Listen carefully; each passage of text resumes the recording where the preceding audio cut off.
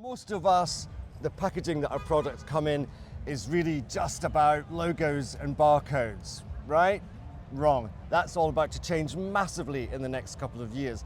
And standing next to me is Jenny Stanley. She's Managing Director at Appetite Creative, a connected packaging company that specializes in turning all of our packaged products into an actual media channel. Isn't that right? That's absolutely right. How is it going to change for us in the next few years? There's so many different things happening. I think the biggest change that's going to impact every single brand across the world is the GS1 change, and that's the sunrise. And that is the replacement of the barcodes with the QR code. Right, okay, so we're gonna see the barcode disappearing? Yeah. On all of our products? Absolutely. And then it'll just be the QR code, which opens up a huge door of potential connectable experiences. Exactly that. What sort of thing can we look forward to then? So there's so many different things. So first of all, of course, this is going to be something that is going to impact globally. Lots of people say, oh, it's only European. No, this is a global change. Yep. Eventually there will be no barcodes and there will only be QR codes. But that also opens up the opportunities, you quite rightly say, for things like augmented reality experiences. It really opens up for hyper-personalisation.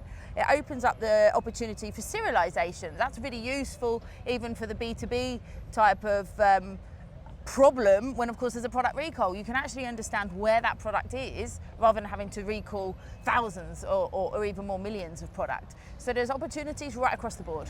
So what you've just said there is really interesting because that goes beyond just being a sales tool. It's actually a lot more than that. Yeah, absolutely. So it's going to be helpful in terms of identification, authentication, so is this product real or not? And as we can see, there's more and more dupes that are flooding the market in lots of different areas as well. It could also be in terms of black market, or where is my product appearing and being sold and it shouldn't, due to prices and other types of agreements. Marketing, of course, for competitions, it's so much easier to scan a QR code than do sending in coupons and vouchers and all those type of things from the past, but also the heritage story, the sustainability credentials, accessibility, so being able to be told, so you can listen to what's on the pack rather than having to really kind of see what's there, especially if it's a small pack, which of course we've all experienced, and maybe us a bit more getting older. So there's so many different opportunities. It's really, really exciting, but I think the push from GS1 is really making all brands kind of sit up and look at this. So which industry sectors are leading the charge on this transformation of our packaging into a media channel? Yeah. So we work a lot in FMCG, so we do a lot of things with food and drinks. So we work with PepsiCo, Coca-Cola, AB InBev are doing an awful lot here. Coca-Cola have QR codes on every single product that they produce, which is huge. So there's lots going on in the FMCG food and drink space, but also there's a lot going on in the luxury space. So that, again, if you think about authentication and premium spirits, premium cosmetics, there's a lot happening there. But as we know, it's going to happen across the board. But at the moment, that's where a lot of activity is at the moment. So just to help people understand a little bit more, I'm in the bathroom, it's in the morning, I'm getting ready, like yourself. I think I take a bit of pride over my appearance.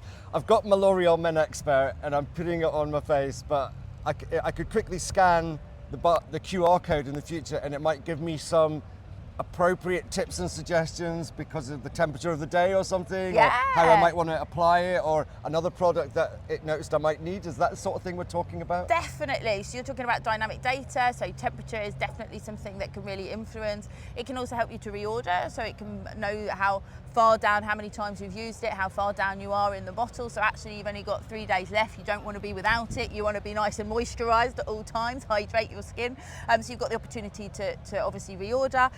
You talk about different product suggestions, of course that works. If you're in the kitchen and it's a food or an ingredient, we did a really fantastic one using AI, where you could have recipes based on what you've got in your fridge, so it can give you suggestions, which then you can say that you like or you didn't like, so it can of course learn and then suggest you more things.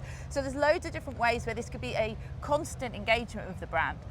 Which of course means that the product is so much more important and it doesn't end at the time of purchase. Actually, that communication with the consumer happens right the way through to disposal. And just finally, of course, here we are in the south of France in Cannes, gorgeous, perhaps a little bit too hot weather. How's your Cannes week been? What sort of conversations you've been having and what sort of trends or themes are you seeing emerge? Of course, I just mentioned AI, agentic, AI. I mean, that's in every single conversation, I think, at the moment, and a lot of it, I think, is buzz. Of course, there's lots of impact that's happening. I think when we're thinking about AI, I don't think it's always just about how fast or what I can get rid of. I think it's about trying to use it, as with anything, as a value. Well, actually, how's it bringing value to what I'm doing? And so that's what we're really working on. How can we bring extra value to what we're doing? Is it around understanding what somebody's got in their kitchen, or understanding somebody's personal preferences and therefore making something better, rather than just sticking an AI label on it? But and that's what I'm seeing some places, and some places some really good conversation. But yeah, it's been a really interesting can so far. A lot more happening outside than inside the palais, if I'm allowed to say that. You are allowed to say that. Thanks very much. Thank you, Mark. That was great. Thank you.